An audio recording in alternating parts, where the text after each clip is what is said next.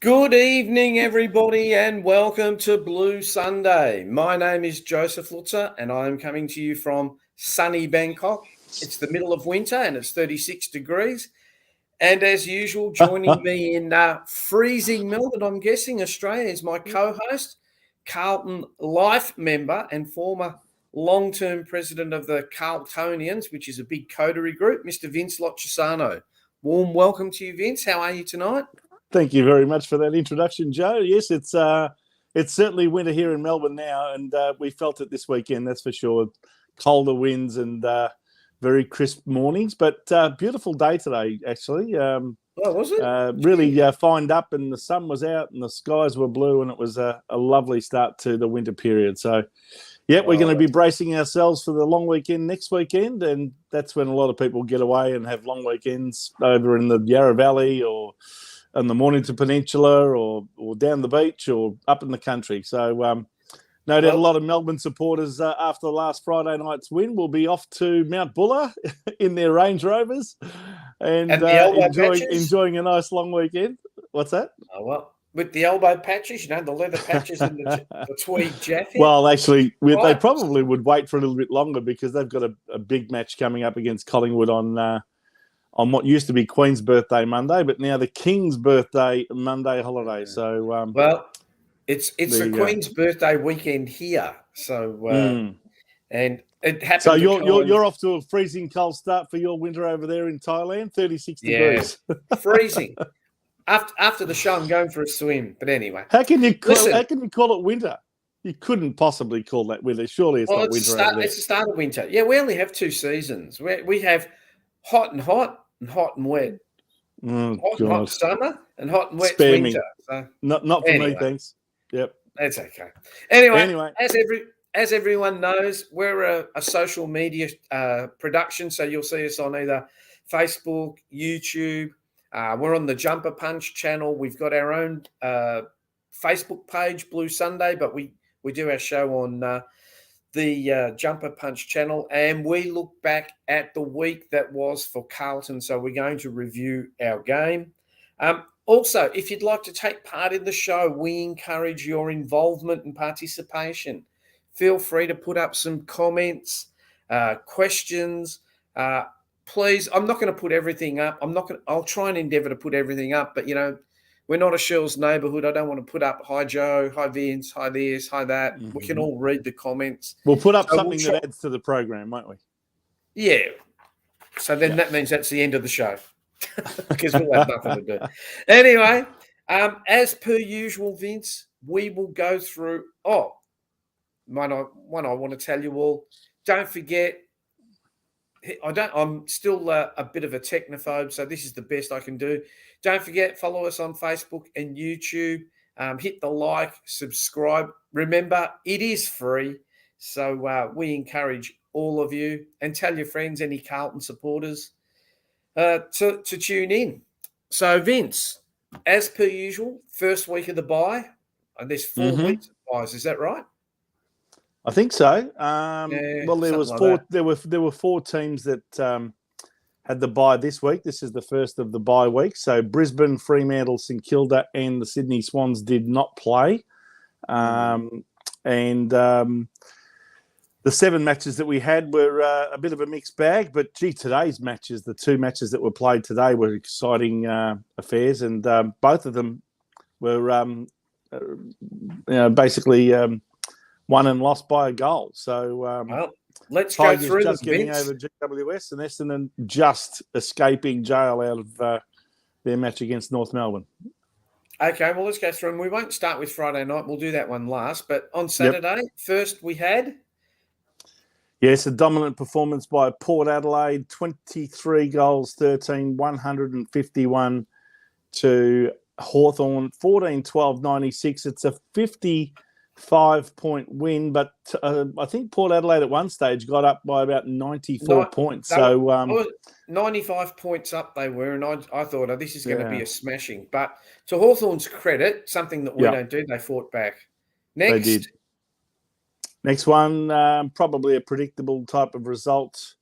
We had the West Coast Eagles 8-9. That should be 57, in fact, not 59. Right.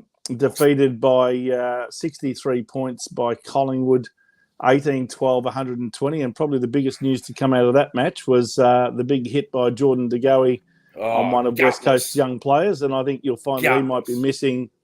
He might be missing for 3 or 4 weeks at least, I reckon. His case is straight off to the tribunal. He is. Then we had... I watched this Then match. we had a very entertaining game at Marble Stadium last night with the reigning premiers coming good when it mattered. 15-7, 97.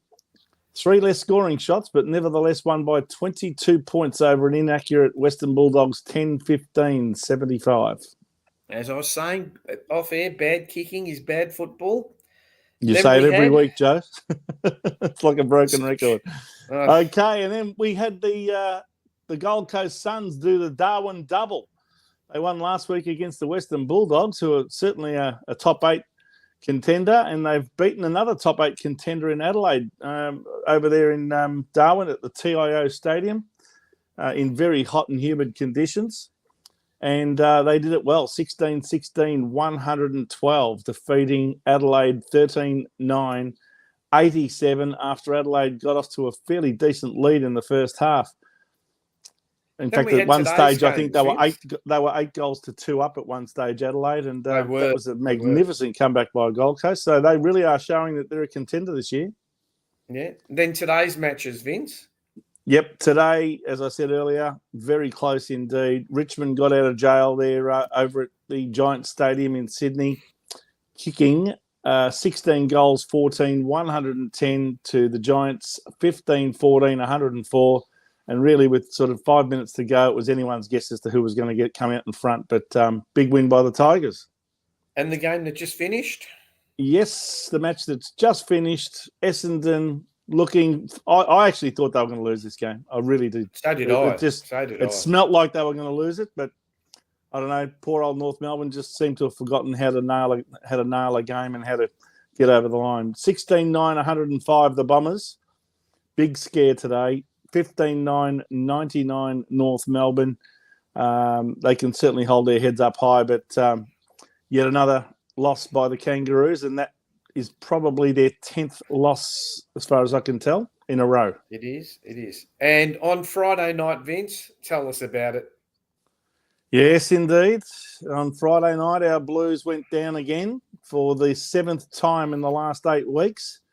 Melbourne, 8-13-61, fairly inaccurate and certainly not at the top of their game. If they had played a real top 4 or top 6 side, I dare say they probably would have lost again, just like they did against Fremantle and also the week before against Port Adelaide. So they're probably fortunate that they came up against us. But nevertheless, 8-13-61 to Carlton, second week in a row, only kicking 6 goals, 6-8-44. 17-point margin. That's fantastic from having 2 Coleman medalists in the team that you can only kick 6 goals. Just shows what a great job our coaches are doing. Hey, what I should do before we move on, just quickly, Joe, before we move off our game, I should just go through the Carlton goal scorers. Mackay kicked 3 goals, 2, and singles to Akers, Curnow, and Fisher. So they were the only goal scorers for the game.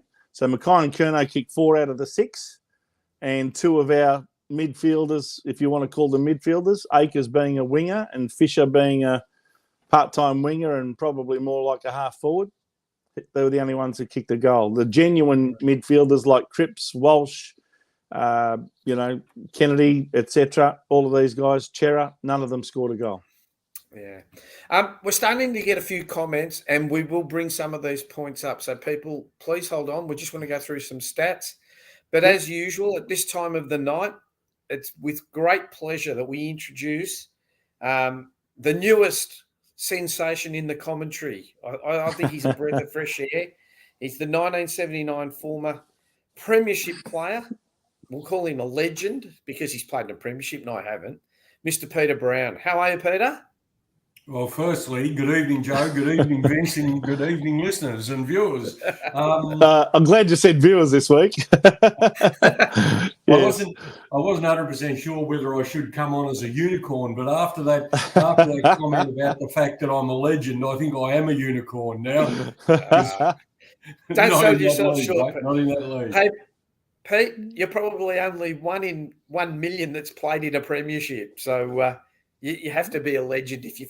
And by the way, Joe, can I just sorry to interrupt, but I just want to correct you on one thing. He's not a former premiership player. He is a premiership player in 1979. He's a former Carlton player, yes, but certainly a wonderful premiership player in 1979. Let's get pretend. You've got to remember, guys, that probably a lot of our viewers are probably a lot younger than me. And a lot of them remember you too, Brownie. Don't worry about that. And whether they do or not, I think what's been clear is that you have a very good grasp of the game.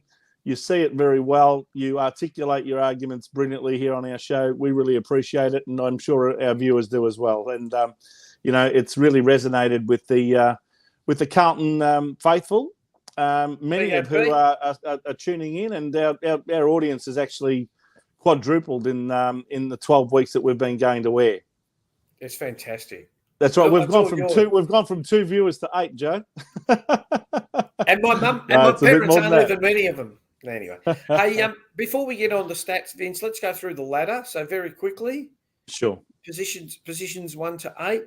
Yes, well, of course, the ladder will be skewed now a little bit over the next 3 or 4 weeks until everyone catches up. But nevertheless, we'll just go through them purely in order based on points.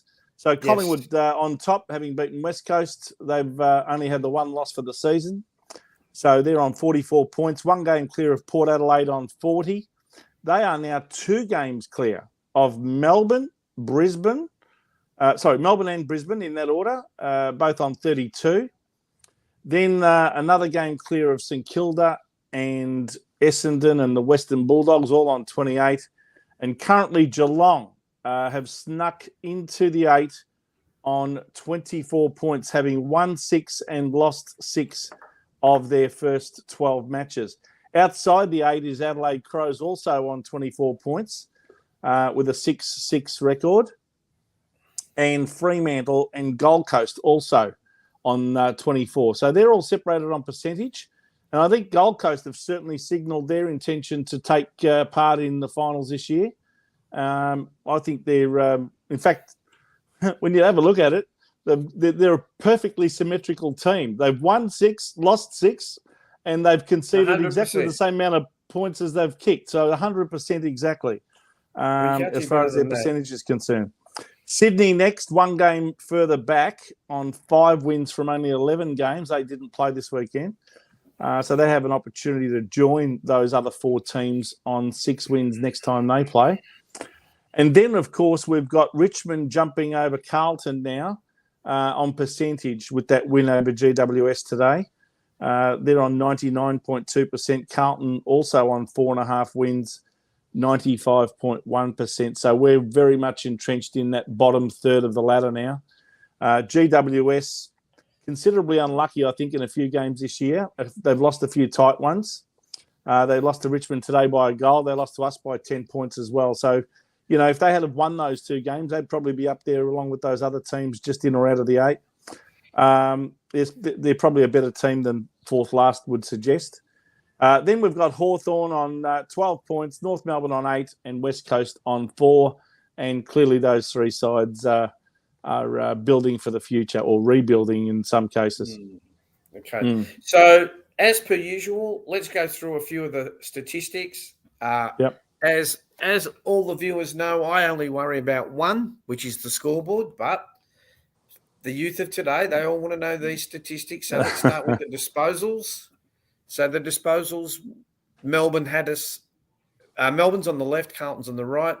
So they had more disposals, more kicks, more handballs, a lot more inside 50s, but our disposal efficiency was 75%, which I find absolutely staggering because I don't know how they get that. Maybe the handball, when they do a little handball 1 metre away, that must count as an efficient handball. But our efficiency inside 50, here you go, 41% to Melbourne's 48. Melbourne, I thought, were very wasteful in the first half. Realistically, if I was the coach of Melbourne, I would have been really upset that they weren't probably 5 or more goals up at one stage. Just on that, 7. one there, Joe. Just on that one there, you'll notice not only is their efficiency inside 50 slightly better than ours at 48 versus 41, but they had a lot more inside 50s. They had 59 to 39. So they ended up having 28 shots for goal. We had 16. And, you're not going to win games of football only kicking 6 goals, 8. I thought Tom De Koning did a very good job in the hit-outs. I still don't know why we persist in putting Jack Silvani there. I really don't understand it. Anyway, Melbourne won the clearances. We won the centre clearances. They won the stoppage clearances. Big deal. Contested possessions and uncontested possessions. And it's good to see that that's one area. That is one area that we tend to pride ourselves in, is the contested possession. And I felt that they absolutely dominated us in that area on Friday night. And as well as the uncontested possession, they had far more possession of the ball. If you had a look at which teams actually had the ball for what percentage of the game, I reckon it would be almost 2/3 to them, 1/3 to us, the way it looked. And we turned the ball over a lot. And the only thing that we had going for us was the umpire, because I think the free kicks were very heavily swayed in our favour. But other than that, they beat us. Not only did they have 20 more inside 50s, they also had 15 marks inside 50 to 9. I think that they should have won by a lot more than 17 points based on what I saw of the game. What do you reckon, Brownie? What do you make of all of these stats? I think the actual scoreboard flattered Carlton, to be honest with you. I think Melbourne should have been well in advance of Carlton's scoreline, not as close as what it was. It was a pretty ordinary game of football, let's be frank. I mean, it was nothing to write home about. And even though Melbourne would have been relieved to get the win, I think that they'd be going away this week thinking, okay, we've got 10 days to prepare for the Collingwood game. We've got to work on a lot of things ourselves. Look, I think Melbourne, the inefficiencies in their forward line, although Royan is probably the only shining light up forward for them. And Max Gawn. But is it, I'll get this wrong, is it Fritz? Fritz, is it? Fritz. Yeah, Bailey Fritz. Yeah, Bailey Fritz. Yeah, no, he's another forward that can hold his head high. But realistically, Melbourne haven't got their forward line settled as yet. Not like it has been in the past. Yeah, and I think Bailey Fritz was a bit inaccurate. He kicked 2 goals, 3. Probably could easily have had 4 or 5 goals on the night. Yeah, and you made a comment before, Vince, before we came on air. You thought our defence was probably standing up reasonably well. But I think it's the mere fact that Melbourne's forward line wasn't settled. And I did say that to you the other day. I thought it was going to be a battle of the back lines, and it ended up being a battle of the back lines. My word. I mean, you just got to look at the final score to see, 61 beats 44. I mean, that's usually a half-time score in most matches. It is. Before we start on the game, social media has been a buzz today, and I just want to put this up. It says, what's all this social media posts stating Voss has quit? I read all day that there was an emergency board meeting held and that Michael Voss is going to come out and announce that he's quitting tomorrow. I can tell you, and even here in Bangkok, I know that there has been no board meeting. There's been the players turned up for a usual Sunday meeting. Don't ask me how I know, but I'm not going to divulge. But there was no board meeting. In fact, Luke Sayers wasn't even at the club. So I don't know how you can have a board meeting with the president not there, right? Or a discussion about whether Voss is coaching. And we've had this discussion many times, and we did it a couple of weeks ago where we had Steve Katsib on about, last week. Last week. And I listened to Mark McClure yesterday talking on SEN saying, I think the club's in good hands off field, but not on field. And I really don't know, what else we can talk about with this club. And then, Vince, you sent that statement from Sam Doherty. Let me read it to the viewers. Mm-hmm. What's he say? I nearly died when I saw this. Where is he? Can you put it up on screen for everyone, Joe? No, I can't because I didn't put it up. But okay. we've come into each week and tried to be a better side. We've fixed our contest up. We are starting to be a good defensive side, but that ticking time bomb of the score on the board is costing us. I think everyone can see that. Sam Doherty. Well, Sam, I don't know what team you play for and what team you watch, but I would have to say that you guys, if you believe that, you're starting to drink your own bathwater. Yeah. I think, Peter? I think realistically, all year, all season so far, there's always been this positivity in and around what they can and what they can't bring out of a game. The reality is that they don't get wins. And the reality is that we're now caught in the position that we're here now, purely and simply because they're starting to believe their own bullshit. I thought it was interesting last week that we got Steve Katib on to talk about the bigger issues at the club rather than just the micro issues of, kicks and hand passes and why didn't we score goals and why did we lose last weekend's game. It was almost emphatic because, the very next day we saw a situation where Craig Matheson has ended up throwing in his resignation. There's been a couple of hand grenades thrown in from the Mathesons over the last couple of weeks. They've clearly had a gutful. One thing that I've got to tell you, Brownie, that makes me shake my head in disbelief is when I see and read Carlton supporters disassociating the situation at board level from what's going on the field with absolutely idiotic statements like, the board members don't kick and hand pass and they can't kick any more goals on the weekend. I mean, anyone with half a brain has to understand that it's these people at board level that set the agenda for the club. The culture starts and finishes with them. They are the ones who make the ill-founded appointments that they make for all of the wrong reasons. And we end up finding ourselves yet again in a situation where if we just keep losing matches like we are, it's inevitable. Michael Voss is going to be given the chop as well. And the reason for that is because the board will go into self-preservation mode. They will have to try and generate hope out of something and somewhere. And if they feel that the situation with Michael Voss is hopeless, they will sack him, just like they've done with 6 previous coaches in the last 21 years. And if people start to come at me with, you don't know what you're talking about, the board has got nothing to do with what happens on the field, they are absolutely ignorant beyond belief. It all starts and finishes at the top. The fish rots from the head.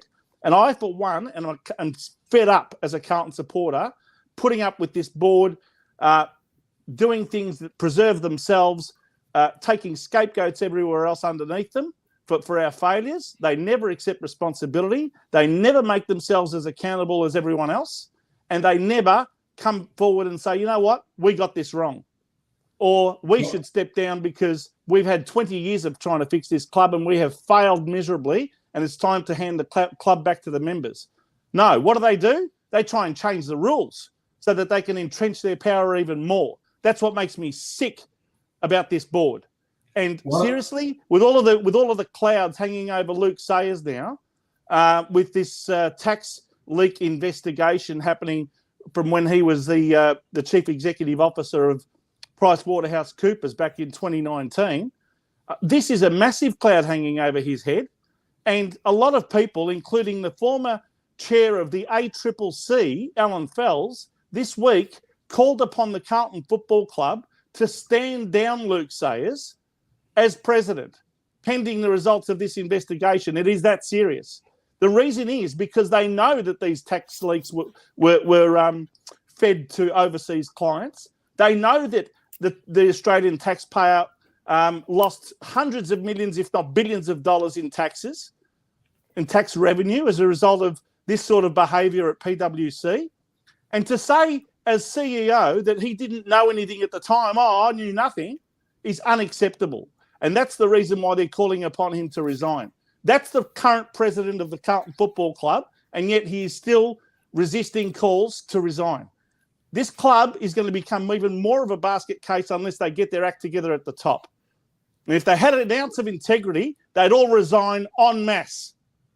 Well, can I just come in there for a minute, Vince? I know that the comments that you made have been very, very dear to your heart for many, many years now. And this is probably the forum of which you've been able to vent your spleen, so to speak. A couple of things I'd like to add to that is, one is we don't want to see another coach get sacked. There's been too many of them in a very short period of time.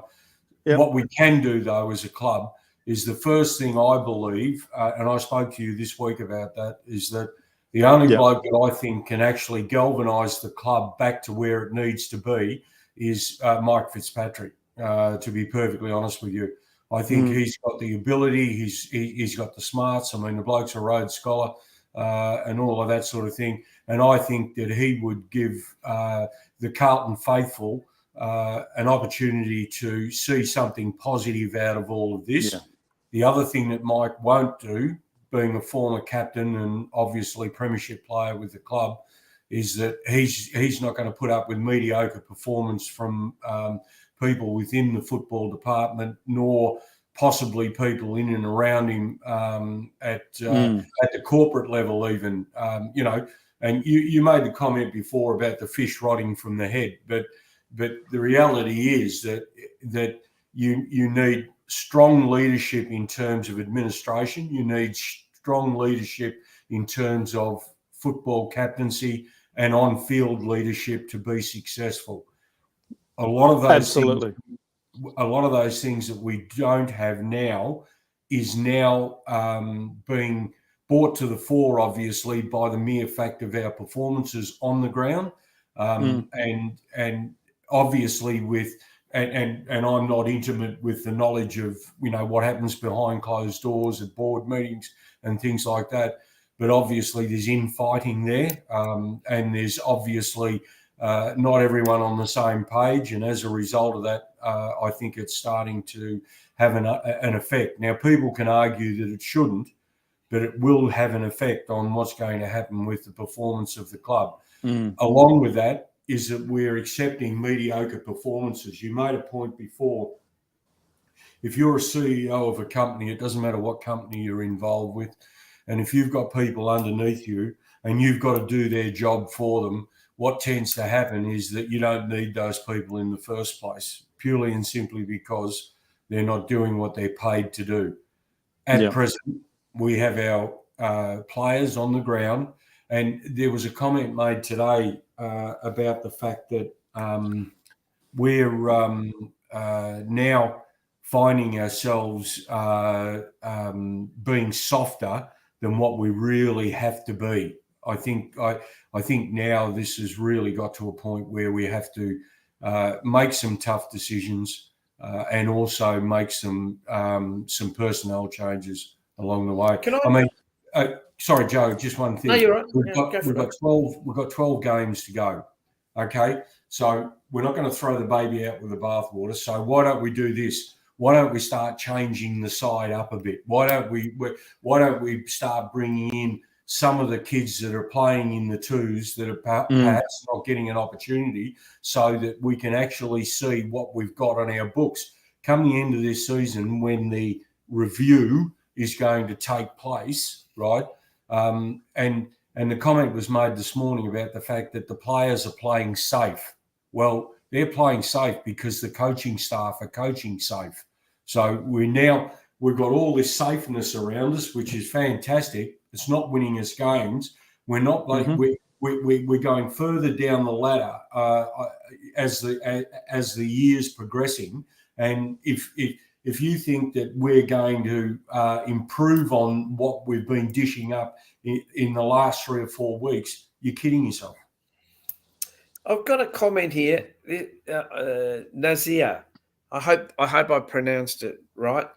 If we were winning, would we be talking about the board? Absolutely not. But that's why we're talking about the board, because as Vince has rightly pointed out, we're not galvanised off field. You just had to see the two directors who had a Barney in the change room last week. The fact is, Joe. The fact is, can I answer that question from Nazir or whatever his name was? Nazir, we're not winning. We're not winning. It's like saying, well, if the Liberal Party didn't lose the last election, would they need to find a new leader? Well, the fact is, they did lose the last election. So it's all right to throw up a hypothetical question and say, if we were winning, we were talking about the board. The fact is we're not winning. And the reason we're not winning is due to a lot of reasons. Ill-founded appointments, all made for the wrong reasons. Poorly chosen members on the board that are meant to be having a certain level of expertise that they don't actually have. General managers of various departments. I mean, Brad Lloyd survived the last review 2 years ago when they decided to sack David Teague and sack Kane Little, the CEO. But somehow he survived. No one has ever explained that decision, ever. Do you honestly think that our football department is well run? I can't see that it's being well run. And to take your point, Brownie, about playing safe, you can tell that they're playing safe, and you can tell that even the coaching staff are in this safe mode because of the nature of Michael Voss's press conferences. Yeah, he's the one that sets the tone.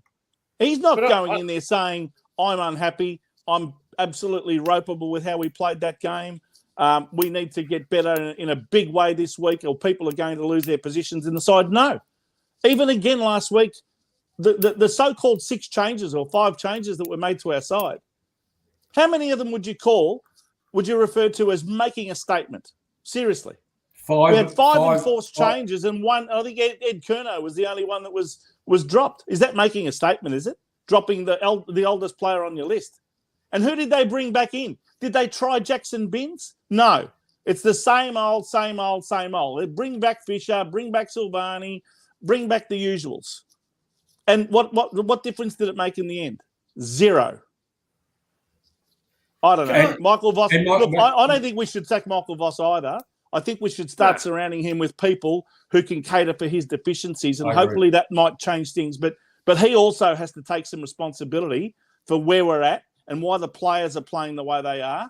Ultimately, he has to accept responsibility for that. And seriously, he has to change as well. And if he doesn't change that sort of narrative, even in things like press conferences, because don't think that the players don't see it and hear it. They do. Absolutely. And seriously, this cuddly approach, it doesn't work. The only thing he's doing is trying to protect his job and hope that the players are not going to call mutiny on him, right? Like when Malthouse goes at him, this is going back 10 years ago, what did they do? They went into mutiny mode in that last year of his contract before he got the sack. They basically gave up. You could tell. They threw up the white flag and said, we're not playing for this bloke anymore. And Michael Voss is worried about exactly the same thing happening to him, and that's why he's going soft as a marshmallow on the players. And nothing's going to change. We're just going to keep losing week after week.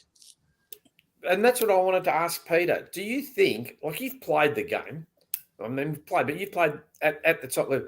Do you think Michael Voss has lost the players? Because I see that in everyone's saying, he's lost the players.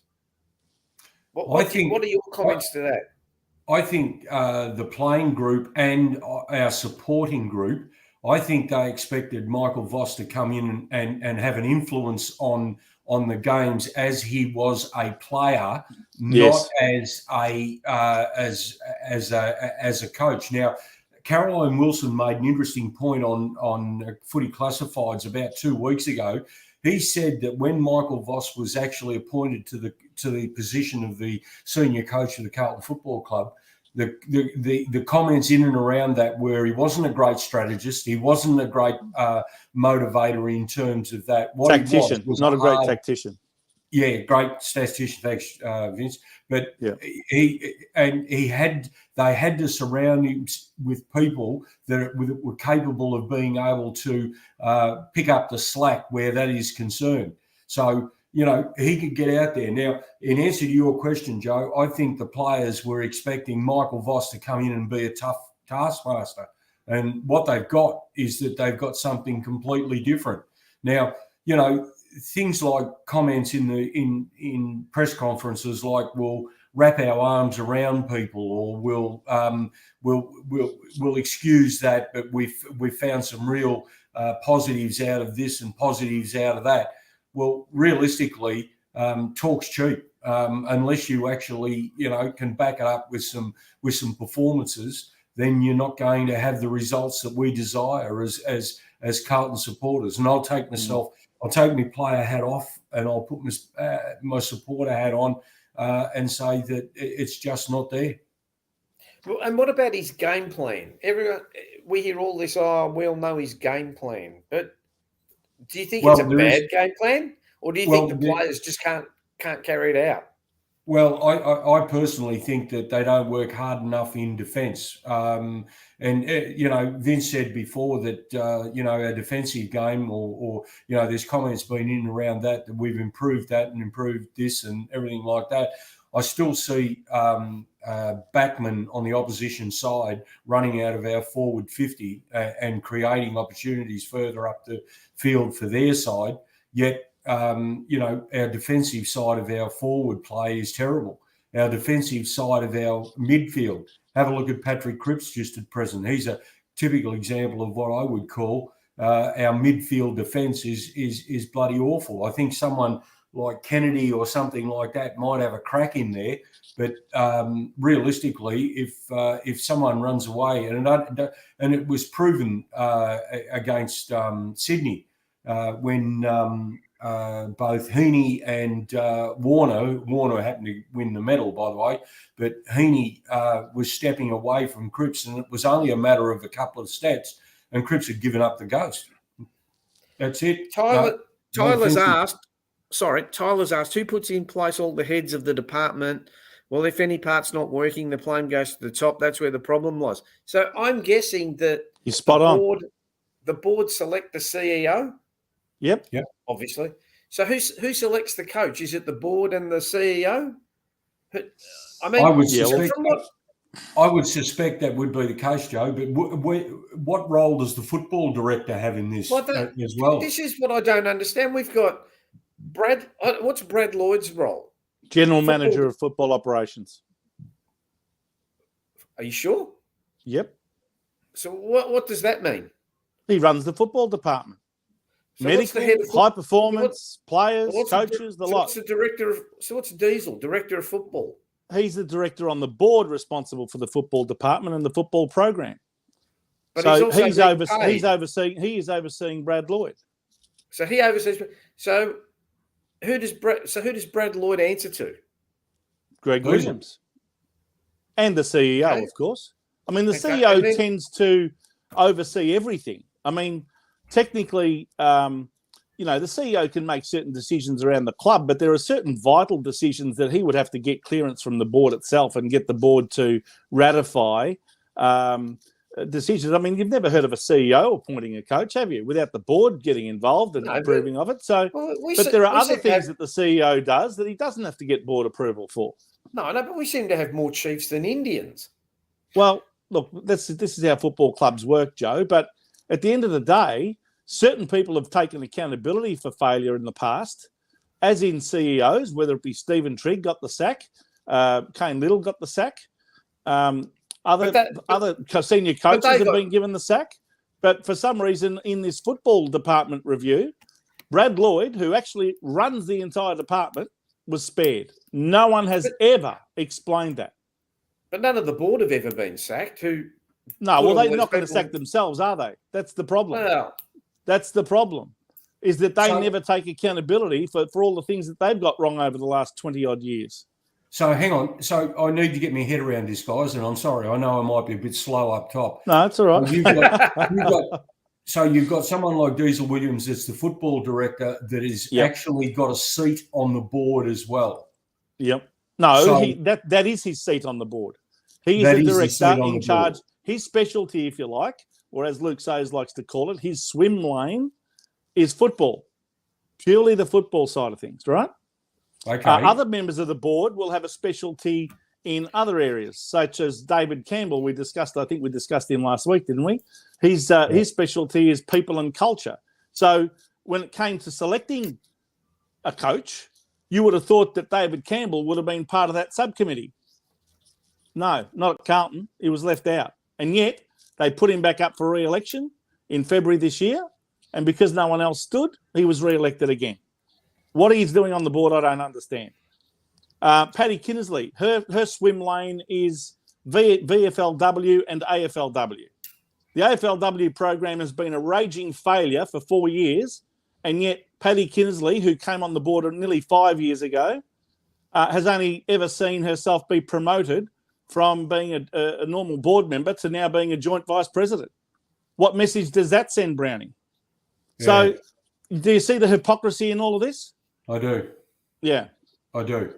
And Luke Sayers, who for 9 years was part of the most failed board in the history of the Carlton Football Club in terms of on-field, not won a finals appearance since 2014.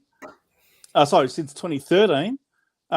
Yet 9 years of failure on that board, and yet he became president, and all of a sudden he's the golden-haired boy who's going to be the new knight in shining armour. Well, we've seen 2 years further down the track that that's not the case.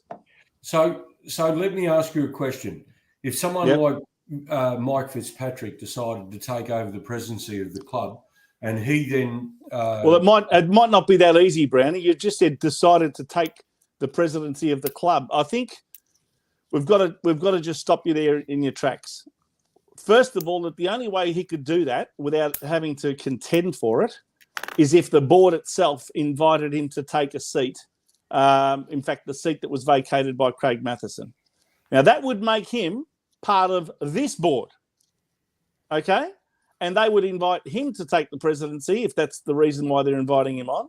And now he would become one of them.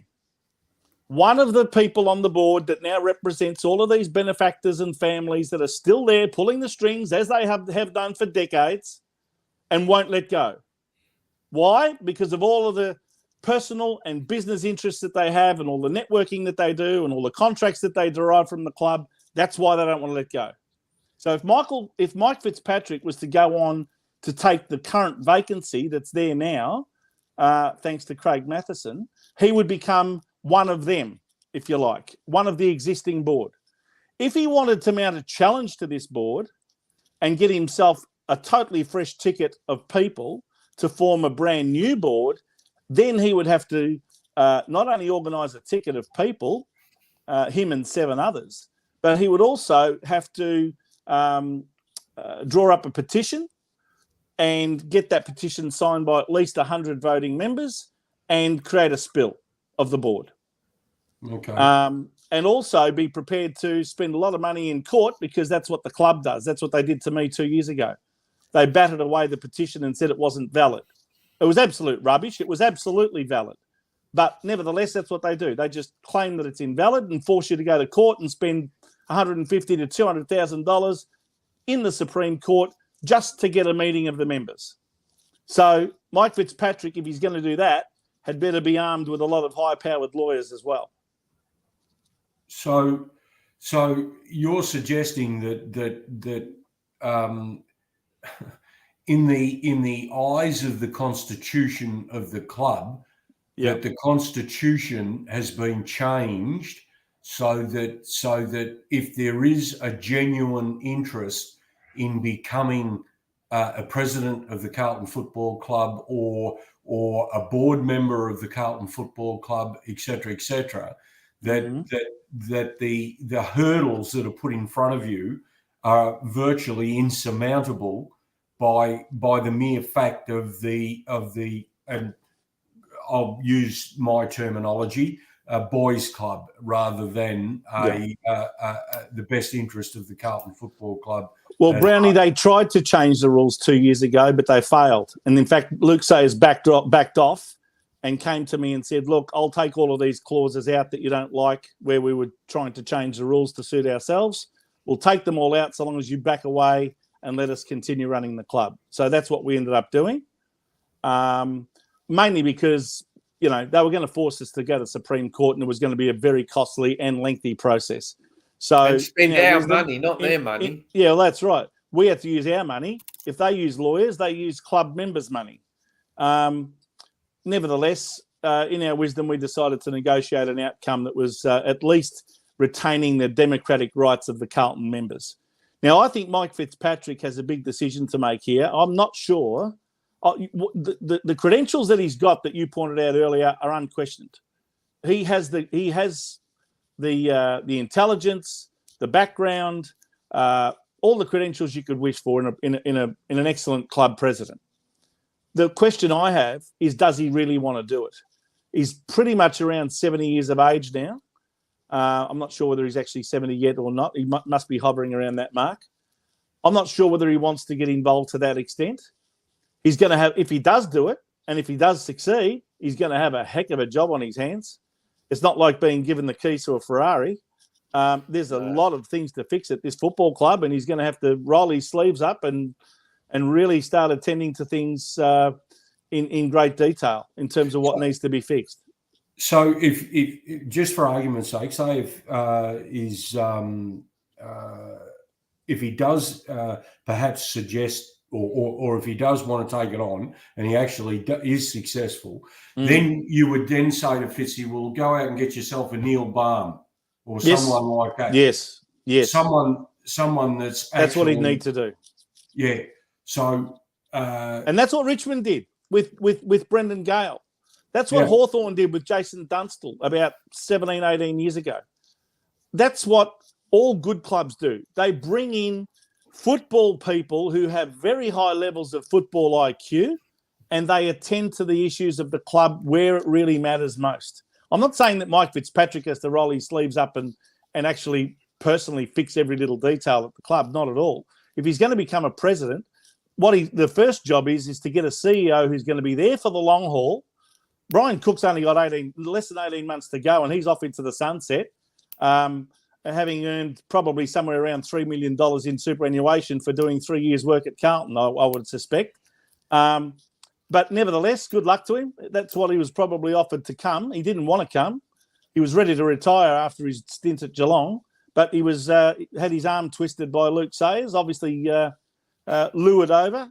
And Brian's already more than halfway through his 3-year term. So he ain't going to be here for the long term. He's not going to be here to see through a premiership. All he can do is make some differences and then hopefully groom a successor. Now, last time he was asked this question at the annual general meeting about a successor, both him and Luke Sayers looked at each other and said, no, we've done nothing about a successor yet. And yet there's less than 2 years to go until he has to be replaced. And that was back in February. Now we're in June, and we've got something in the order of 16 months to go before Brian Cook leaves. And same with Luke Sayers. I don't see any successor to him that's jumping out at me. I'm reading things that Robert Priestley, who was invited onto the board a couple of years ago, that he might be the next president. But let me tell you, it's no different. It's just yet another fund manager, yet another corporate elite. These people are completely disconnected from the average Carlton supporter and the average Carlton member. We cannot relate to them. Why? Because we're on totally different wavelengths. These people are all there for themselves. Carlton supporters want to see real Carlton people who really give a damn about the club, rolling their sleeves up and addressing our problems and issues. And until we get those sorts of people in, we're not going to change. Mark my words. Then hang on, last point, and then let's actually talk about the football game. All right, righto. Go on, Brownie. Oh no! I was just go, Brownie. I was just going to say to you guys, we've identified what that situation is. I've got some ideas in and around what I reckon should happen with the actual side. So I think to your comment, Joe, I think we'll get to that point, and we'll see if we can't, buddy. We'll make some people sit up and take notice, and perhaps make some changes for the better. So look, we all agree that there's problems with the board, and we all realise they're all there for their own interests. But what some of our people want to know is, what can we do tomorrow that something can happen? And I'm like, I'm thinking now you got to give some of these younger guys who have done a bit in the reserves, you got to give them selection a go. table. I agree. That's the first thing you can do. Okay, well, if I may just come in here, guys, I know. Couple of things. First thing is that it's fairly evident to me that that Lewis Young is being played out of position. Even though he's done a ripper job in the back line, I'd actually play him as a backup ruckman. I think he's proven enough. Some of the contests that I've seen him being involved with, I think he can actually add some value. So whether it's De Koning or whether it's Pitnet or whoever you're going to be using as your number one ruckman, then I would use Lewis Young as your number two. Silvani is not your number two ruckman. And 2 games now, we've gone into the same situation where we haven't covered that. One was against Collingwood when they named Darcy Cameron, and obviously against Gawn and Grundy. We've gone in undermanned in that situation. De Koning did a reasonably good job, I thought, and I'll get to that later on. I would play Young up forward, and then I would slip De Koning changing with Young at full forward, maybe in that situation. And then I'd take Charlie away from full forward, even though he's the reigning, Coleman medalist. Equal Coleman medalist on the table. No, he is the reigning one. He was last year's one, so he's the reigning Coleman medalist. Yeah, right. And I would throw him in the back line and bring him behind the ball. I would throw Cripps out of the middle. I would give Dowd at least another couple of games in and around the middle. If he's no bloody good at the end of the season, you can put him off to St Kilda. That's not an issue for me. But these kids they've got to be given an opportunity to start to take control. I think Kemp will turn out on last week's game or Friday night's game. I think he'll turn out a half reasonable backman, and I think he can start to assert his authority there. At the end of the year, I'd say, and I've made no secret of this, I'd say McGovern will be gone. I don't think they'll renew his contract at all.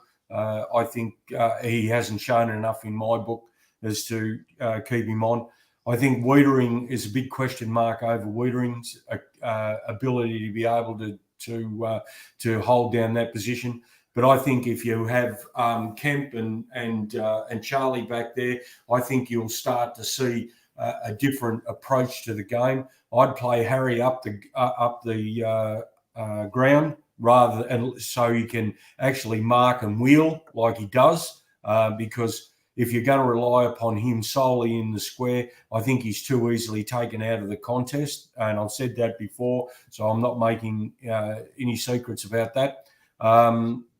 And our small forwards, if they're not going to improve like Owie and Dernan and Motlop and these guys here, then we have to make some real tough decisions where that's concerned. I'd even play Sard up forward, actually, in and underneath the feet of the forwards. And as I said, what about on the wing or something like that for Sard, breaking the lines and kicking the ball into the forward line and delivering it to the forwards, rather than being a small forward himself, actually running through the middle of the ground, release him off the half back line, actually get him to play on the wing or in the middle. I mean, the amount of times on the weekend that I saw him run past a Carlton player who had the ball and he was free, could have easily had the ball hand passed to him and he could have then delivered it, but they didn't do it. They didn't give it to him. And that's why he stopped running. There was a couple of times that he actually ran past. But the footage showed that there was people on his left-hand side. So I don't know. I saw a couple this morning takes the opportunity away from him because he hasn't got a right-hand side of his body. So that if you want to free him up and you want to play him up further in the ground, whether it be off a half-forward flank or a wing or something like that, allow him to run off there. I'd even put Akers in the back line, to be honest with you, and get him to run forward from the back. I think he's got a big enough engine. I don't think Ollie Hollis will come back into this side. I think he's too light. 4 weeks. I think he's too light. I think they've got to bulk him up over the break. I'd start to settle down the midfield a bit more too with Kennedy. Obviously, Chera is still doing his job in the middle, and then I would bolster that by putting maybe Dow in there or something like that. So would you bring George Hewitt? Would you bring George Hewitt back in there after this week's concussions over? He's obviously due to come back this week. I think what I'd do is I'd play Hewitt off a half forward, to be honest with you, as a small forward, and I'd use Silvani as an impact player. I'd bring him in and off the bench rather than start him on the ground and use him as a. What about Silvani? What about Silvani in defence, Brownie? I thought there was a comment that was put up there, even suggesting that he should play full back. Why don't we swing a few changes like that and see if it resonates with some of these boys and give them a different role to play? As I said before, Joe, Vince, we've got 12 games or 13 games to go. 11. Actually, you've got 11. Actually, 11 games to go. Yeah. Yeah, so that's why you're the technical man. 23 in total. We've played 12. Right. Okay. And we'll win the draw. Yeah. Well, as I said, we've got to change it up. What have we got to lose? We've got absolutely nothing to lose. If we keep on going the way we're going, as I said before, all we're going to do is just keep on going down. It's experiment time, isn't it? It's time to experiment. It's time to throw the magnets around the board and try a few different things, even for a quarter, even for a half. See if it resonates. Absolutely. See if a few things work. I mean, some of the things won't work, but hey, nothing ventured, nothing gained. If we just keep doing exactly what we've been doing over the last 8 weeks, we're just gonna end up dwarfing into a bottom 4 team. Yeah, but Look, guys, we've done this ad nauseum. We really have, right? And our viewers are probably going to be in a situation where they're going to get sick to death of hearing, the Bible bashing each week of this player should have done that, this player should have done this, etc., etc. We all know our deficiencies. We've been talking about them for 11 or 12 weeks now. So why don't we change some things up? Let's give our viewers something to look at and at least make a comment on our podcast to say, well, shit, we did try Silvani up back, or we did bloody well put Charlie up there, or if we did try Kemet in the ruck or something like that, it didn't work, but shit, we had to go. I mean, something like that might be more beneficial than I mean, I'm getting sick of bag in the fact that the coaches haven't done anything like this just proves what you said earlier, that they're all playing safe. Absolutely. And you know what? If you're just going to tippy toe halfway across the road, sooner or later you're going to get hit by a bus. And if Michael Voss doesn't start doing a few things differently, I'm telling you now, I can see the writing on the wall. This board, in order to preserve its own existence and in order to try and sell hope to the supporters for next year, they will move on him. Make no mistake.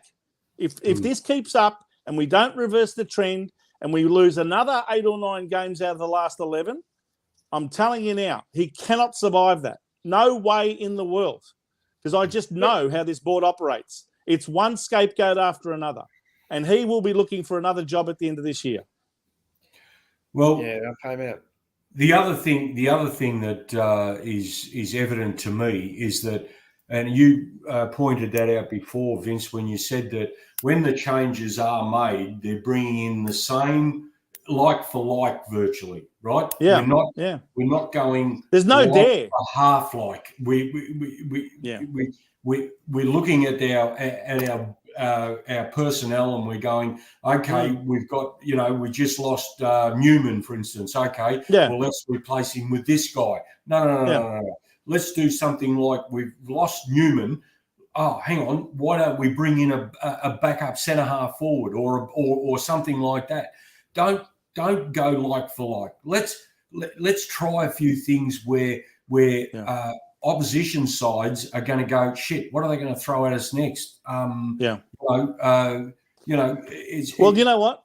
If you watch the jumper punch, you'll hear the Sebastiani boys there, both Mars and Paolo. And I believe Mars is watching us at the moment all the way from Italy, Joe. G'day, big hello to Mars.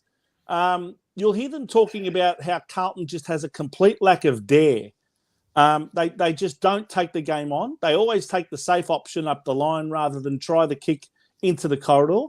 This sort of thing. And I reckon it's coming from the coaches as well. They are not showing any dare. Just like you've said, they're not showing any dare at the selection table. They're not showing any dare in positional moves. They don't change anything up until it's already too late. And that's got to change. Last week, Michael Voss said, we are going to take the game on. Yeah, right. I didn't see anything. Do you know who the biggest offender of going slow is? Is Sam Doherty. You watch him. He gets the ball and he's looking. So many times Sard ran past him. I love Doc, right? He's Carlton through and through. But just get the ball on. And then the problem is, Joe, that the problem is that all of that is words. And as we know, actions speak louder than words. We can only judge them on their actions on the day of the game. So all of these words during the week, the press conferences and Patrick Cripps coming out and saying, I can't wait till Friday night. And he got all of the Carlton faithful all stirred up, expecting us to come out there and give it to Melbourne. It's all words. In the end, all we can judge is the actions. And even with what you said about Doherty and many other players who show hesitancy and a lack of confidence during the game. This is because, in my view, they don't have confidence. They don't have any confidence in the game plan, whatever it might be. They don't show any sense of assurity in what to do next. And, they can't hit targets. And honestly, I think that's indicative of the disconnect between the coaching staff and the players. I just can't see how there's a connection there. It just doesn't resonate to me. I think one of the things that probably is lacking is basic fundamental skills. And on the footy show today, I think it was Matthew Lloyd that made the comment. He made comments on the deep dive is a segment that he does on the football show. Mm-hmm. But he made comments about the fact that it is a basic game. And when you overcomplicate it and when you actually create more problems than what you're trying to achieve, it then becomes a little bit mixed up and all over the place. I said last week that, there's still accountability from the players' point of view, right? I know we've been banging on about the bloody coaching staff and we've been banging on about the administrative staff and everything like that.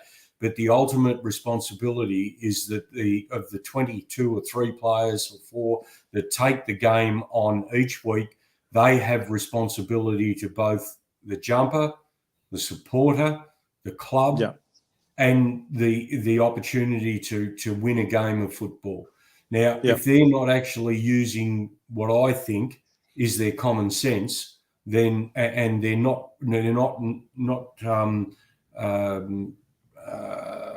capable, I'll use that word, of taking responsibility for their actions nor their performances, then it's time for them to go and it's time for them to be replaced.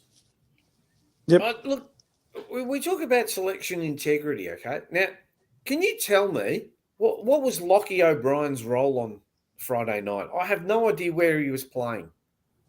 What did he do on Friday night? Well, he was meant to be on a wing, and he was that far away from everything on his wing that at times he looked like he was lost out there. The 2 wingmen from Melbourne. He only had 9 possessions for the entire game. Paddy Dow came on with less than 2 quarters to go, and he got 9 possessions for his half. It wasn't a bad performance, I thought, from Paddy, but Lockie O'Brien, I just honestly, he's, I reckon, going to be the first one dropped this week. Well, the two wingmen for Melbourne, which was Langdon and Hunter, I thought they actually dominated. Yeah, they controlled the traffic through the centre of the ground. Actually, to be honest with you, Langdon was brilliant, in my opinion. He was always running past for the hand pass and delivering it into their forward line, and he was one of their top 3 players, if you ask me.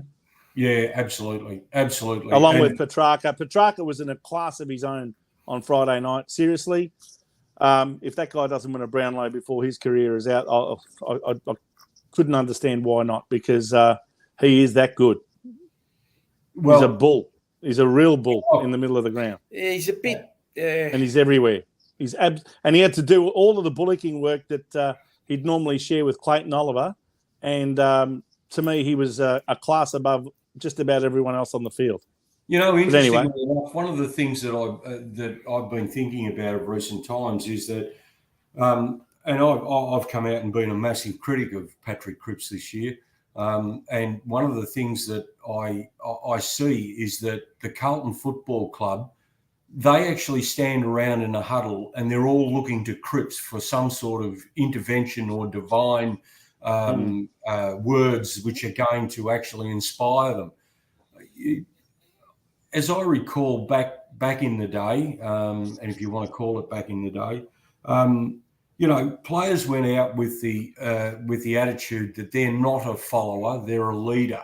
So if you've got 18 leaders on the ground, then at any given time, then you've got people that are taking responsibility and creating opportunities rather than being a follower, which is, oh shit, you know, I'll give it to you because you know you can stuff up, but I won't stuff up. And you know, I would rather see a few kids come on and bloody well, you know, have a crack. And if they stuff up, well then I can make excuses for kids stuffing up. I can't make excuses for bloody for players that have been there a long time, experienced players, and are still making the same mistakes that they were making years ago. Peter, yeah, there's not too many players. So before you ask your question, Joe, you'd have to concede, guys, that you could count on one hand at the most, and probably on 2 or 3 fingers, how many of our playing group have actually improved this year compared with last year. I can only think of Adam Chera, Kemp. And but only in the last 2 weeks though, Joe. I mean, I'm talking about over 12 games. I mean, he's hardly played more than 3 or 4 games. So he should have. Yeah, he shows some good signs. There's no doubt about that. But I mean, over the course of the last 12 weeks, Akers is a brand new recruit. But I just don't know which players are improving under Michael Voss and his coaching staff. I just don't see it. So I don't think Walsh is playing at the same level as he used to. Cripps has gone backwards compared to last year. Hewitt's definitely gone back compared to last year. Kennedy's probably similar, but you wouldn't say he's any better. He's been played out of position a lot because they keep playing him in defence for some reason. Wiedering's gone backwards. Lewis Young hasn't had as good a year as he did last year. Charlie Curnow's not as good as he was last year. And certainly Harry Mackay's not. I mean, who's actually gone forward other than maybe Adam Chera? Really? Think about it. And who are the leaders? Who are the leaders? Who's your leader in defence? Who's your general? Yeah, there is none. If I said to you right now, who are the leaders at Collingwood in the defence? Who would you say straight away? Maynard, Moore. Yep. There you go. There's 2. Within 2 seconds. And before he got injured was Jeremy Howe. Jeremy Howe. That's right. So there you got 3 of them in defence at Collingwood. One goes out with an injury like Jeremy Howe has. There's still another 2 there that can take over. But at Carlton, you're sort of thinking, should be Wiedering, but he's out of form. And who else? No one. That's our problem. We lack a lot of leadership all over the ground. And I'm sorry if I sound a bit negative. I think someone put up a comment, Vince, the negative before. I had to put it up. Negative Nancy. Yeah, no, that's fine. That's okay. You can have a go at me. But honestly, I'm just a disgruntled, disappointed, disenchanted Carlton supporter who's sick and tired of having empty promises thrown at him year after year after year. The same thing happens. They promise the world and deliver an atlas, and I'm sick of it. And I'm sure that there's a hell of a lot of other Carlton supporters that have been supporting the club over the last 2 decades that are sick and tired of this same cycle of mediocrity and abject failure. It's absolutely turned a lot of people off even going to the game because they don't even enjoy watching us play anymore. The thing that is interesting is that if you were to go out to a lot of primary schools of today and ask them primary schools who you barrack for or who you would like to barrack for, the side that they would come up would be Collingwood straight away. Yeah. Why would that be? Because purely and simply because of what sort of brand of football they're playing, what sort of bloody excitement they have created, and obviously kids will gravitate to that. Back in the 60s and 70s and the 80s, the same thing could be done, and the brand of football and the people that the side that people wanted to barrack for as a kid was Carlton. Absolutely, it was. We used to walk tall, chest pumped out. Anyone asked you who you followed? I'm a Blues man. Yeah. And you said it with pride. I mean, honestly, the Carlton of the 20th century was something that we could be proud of, something that we used to cherish and respect. The Carlton of the 21st century is not a shadow of the club that we once were in the 1900 and whatevers. Because since the turn of the millennium, we've been terrible. Well, they just play for themselves. There's no cohesion. Even look at McGovern. Doesn't even put his body on the line. He jump up Joe, the problem is, yet again, that a lot of these players have been recruited for the wrong reasons. And just to get them to come, we've had to pay them 2 and 3 times what they're worth, so that the reason they come is for the money and for the contract. Not because they have any great faith in Carlton or our plan or our vision or the culture of the club. It is not a destination club. Doesn't matter how many times you say it, Luke Sayers. Just because you say it doesn't make it the truth. We are not a destination club. So who do you blame? The player or the board or the club? I blame everything the club. Stems from the top, Joe. We've said it 100 times. The fish rots from the head. And it starts there. The whole culture of the place starts at the board level and filters down. And anyone who doesn't want to acknowledge that and recognise it is ignorant and doesn't understand how organisations work. Hey, if they paid me $500,000, I'd go there too. Why don't you go and talk to Greg Williams? He might be able to give you some tips on how to do it. Joe, you were going to ask me a question before, but then we got... I was going to ask, we've had people saying sack Voss, keep Voss. What are we doing? Do we keep him or sack him? No, I keep Voss. I keep him, but I take the shackles off him and I surround him with people that are required to give him the stuff that he's got shortfalls on, and we've identified those before. So that's the thing is, Peter, it's not like they weren't warned. Just like you said earlier, Caroline Wilson even mentioned it on Footy Classified. The Carlton board were warned that he comes with deficiencies. He comes with areas that he can't cater for that he'll need help with. Have they done that? Clearly not. I agree with you, Peter. This board ought to be made to stick with him. They appointed him. They knew that there were other alternatives that were actually recommended ahead of him. And they chose him for his marketability, for his ability to resonate with the Carlton fans because he was a triple premiership player and a Brownlow medalist and rah. So they could sell more hope, sell more memberships. Collingwood didn't do that. They went for a no-name in Craig McRae. Why? Because out of all of the dozens and dozens of candidates, they identified that he had everything it took to be a successful senior coach. We did not do that. So now this board should be made accountable and made to stick with the appointment that they gave, that they made, and they gave him 3 years on a contract. Stick to the 3 years. Give him next year.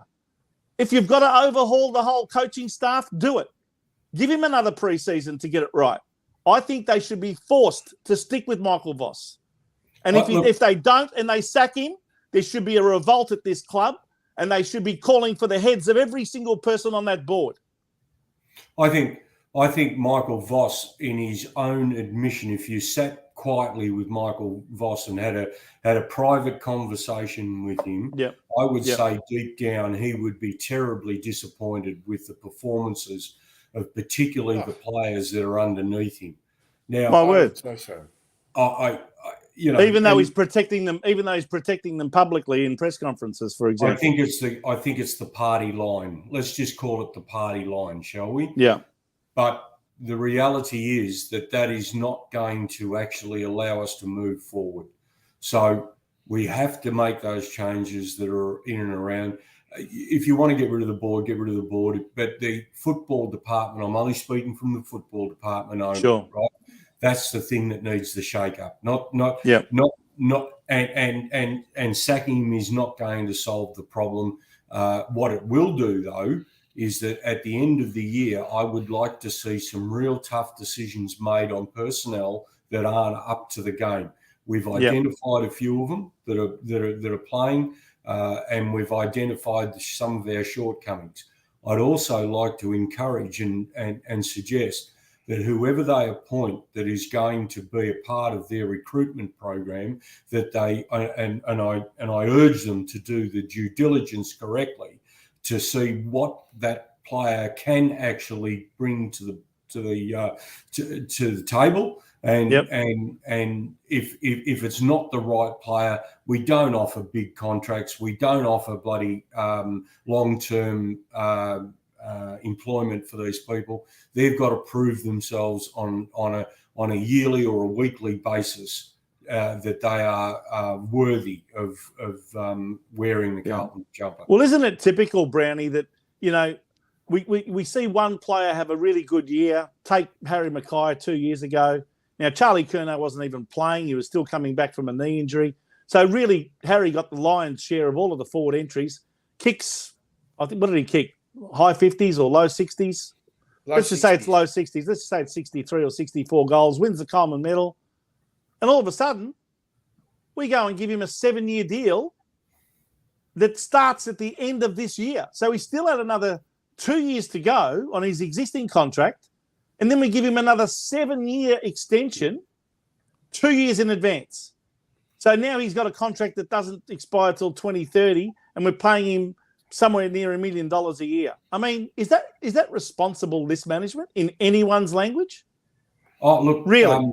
Look, you know my view. I shake my head in disbelief at these sorts of contracts. You know my comments on long-term contracts. They've never worked. I could name a dozen players, not only just in the Carlton Football Club, but also in other sides in the competition, that they haven't worked. It becomes frustrating. And look, to be perfectly honest with you, it's only human nature. If you've got, probably 10 players absorbing probably close to half or 60% of your salary cap, and you've got the other 30-odd players on your list that are busting their balls and busting their guts to try and get a game at a club that they believe is going to be good for them, there's got to be some dissension. There's got to be some unsettling. And as a result of that, you will find that players will not play for them. They'll play for themselves. They won't play for the club. They won't play for the jumper. They won't play for one another. They won't play for the coach, etc., etc. They will just go out and they'll try and get a couple of kicks themselves to make themselves look good so that they can preserve it. What they don't understand and don't realise is that guys like McGovern and these types of guys that are up with their contracts at the end of the year and have become out of contract, what they don't understand is that it's a false economy. If they think that they're going to preserve their employment, then they're sadly mistaken, because at the end of the day, the footballer's life is only 2 to 3 years maximum on average. Some play a lot longer, some play a lot less, etc., etc. There's injuries that come into it. There's form slump that comes into it. There's players that are pushing for selection ahead of you if you're not performing. So, each time that you pull that jumper on and each time you go out on that ground, you should consider that this is your last possible game for that club, because if you don't, and if you think that you're going to be there in 2 years' time, you've probably got another shot coming to you.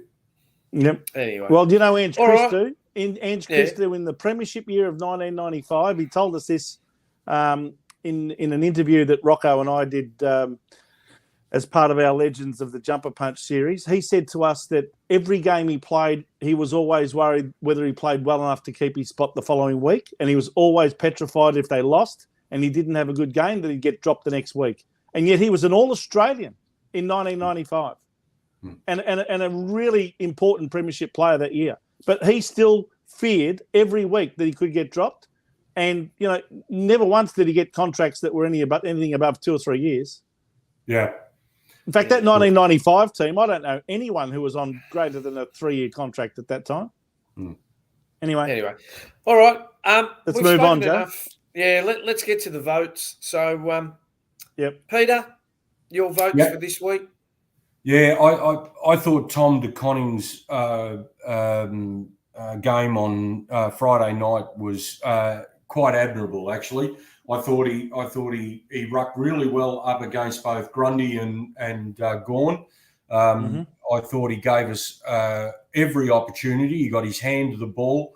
There was occasions where I thought that he'd actually palmed it and tapped it to advantage, but unfortunately our midfield find themselves behind their opponents too often, and as a result of that, we don't get full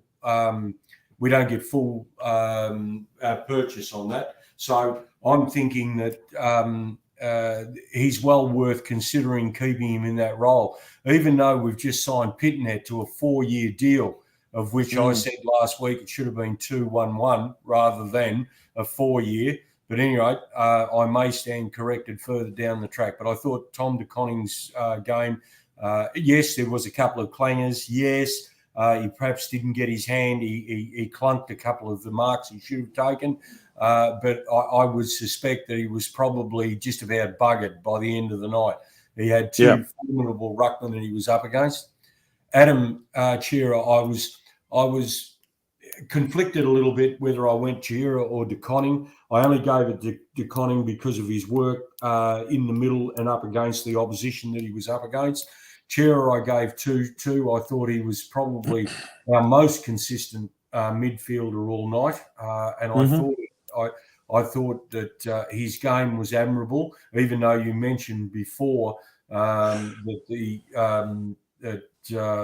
Melbourne midfielders were having, and Petrarca in particular was having a bit of a night out. But Adam Shearer I gave 2 to. And my last vote was Kemp. I thought his intercept marking was pretty good. I think he was beaten on a couple of occasions, but I'll excuse that. But his intercept marking, and I think he was just starting to put his authority in the back line, which is something that I would like to see him improve on. And if he is, I think he could be a possible leader for our back line there. Yeah, I agree. Vince?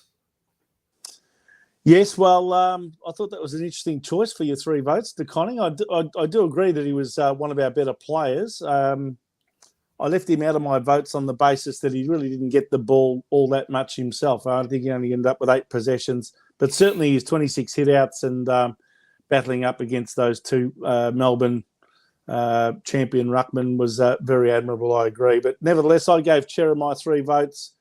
Clearly our best midfielder, 30 possessions, a nice even spread between kicks and hand passes, good disposal efficiency of around 80%.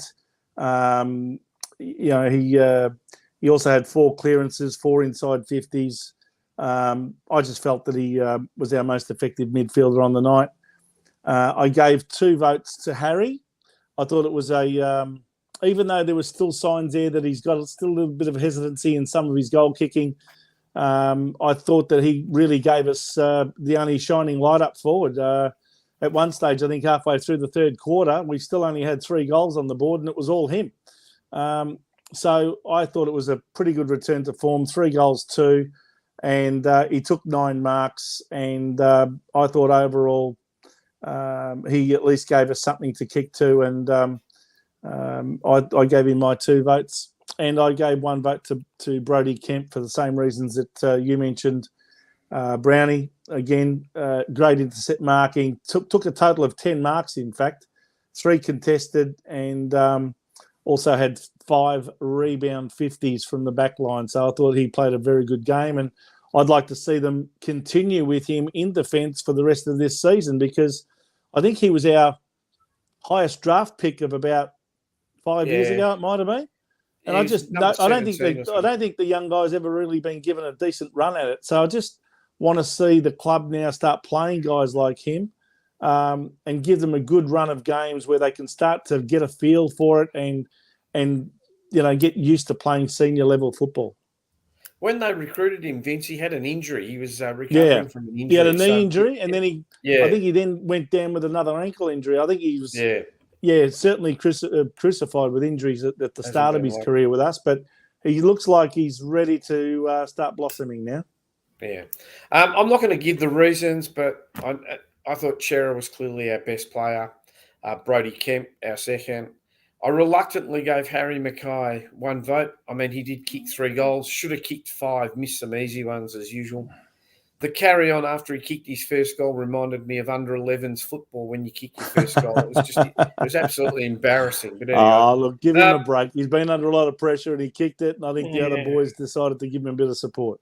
Sorry, Vince, when you're getting $700,000 a year, you don't need encouragement. That should be enough. Regardless of how much he gets paid. I think he went through a bit of a trough, and he finally found a few avenues to goal on Friday night. At least he had more goals than anyone else on the ground. Put it that way. Let's go to our leaderboard. Charlie Curnow still on top, but Chera has made a good run.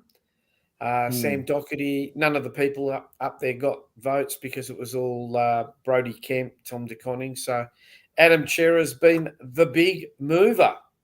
Yep. Do you reckon if they had a best and fairest count right now, Adam Chera would win it, or would Charlie Curnow win it, or someone else?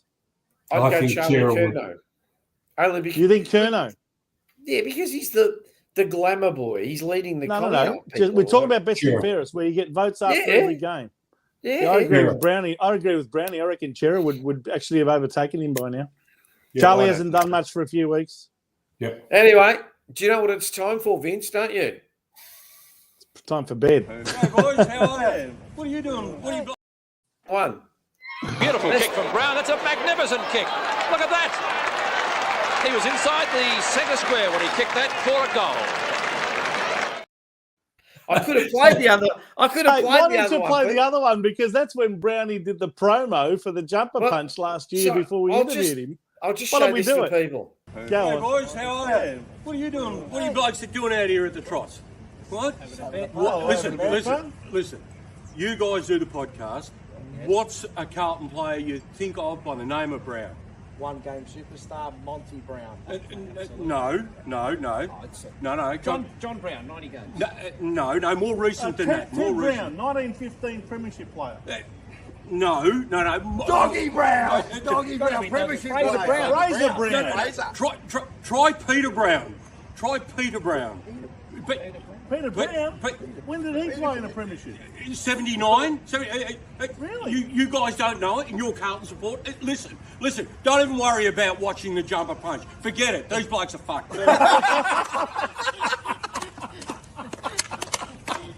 That's it. That is it. That's the one. That's it. That's goal.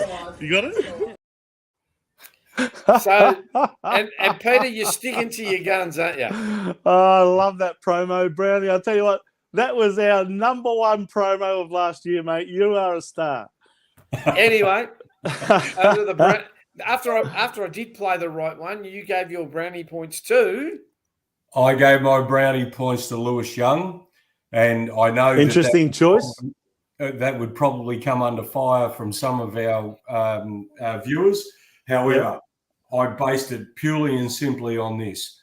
I think Young can be used in several roles, and I explained before that I thought we could use him up forward as well as use him in the ruck. And the couple of times that he was in contested situations, particularly up against the ruckman, I thought he showed enough for me. He was also instrumental in taking a couple of intercept marks in the back line on Friday night, and I just think that with the versatility of him, if we don't utilise it correctly, we'll bugger him up. So I gave him a Brownie points to Lewis Young.